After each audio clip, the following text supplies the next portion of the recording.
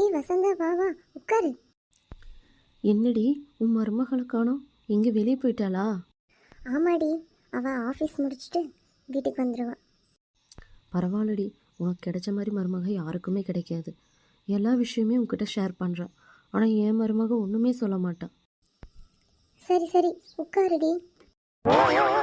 இரு, காஃபி போட்டு கொண்டாரேன், இங்கே உட்காந்துரு. பரவாயில்ல, நம்ம ஃப்ரெண்டுக்காவது நல்ல மருமக கிடைச்சிருக்காளே. இந்தாடி வசந்தா, குடி. மருமகளுக்கு ஒரு ஃபோன் போட்டு பார்ப்போம்.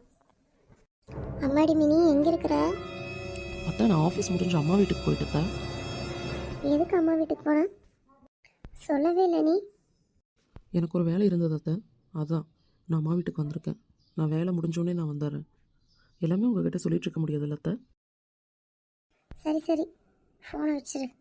என்னடி சொன்ன? எல்லார் வீட்லேயும் எல்லாமே மாமியார்கிட்ட சொல்லிட்டு தான் நடக்கும்னு நீ சொல்கிற. இப்போ பார்த்தியா, உனக்கு இரு வச்சுக்கிறேன். சாரிடி, எல்லார் வீட்லேயும் இப்படி தான். சரி, நான் அப்படியே மெதுவாக கிளம்புறேன். வந்த வேலை முடிஞ்சு.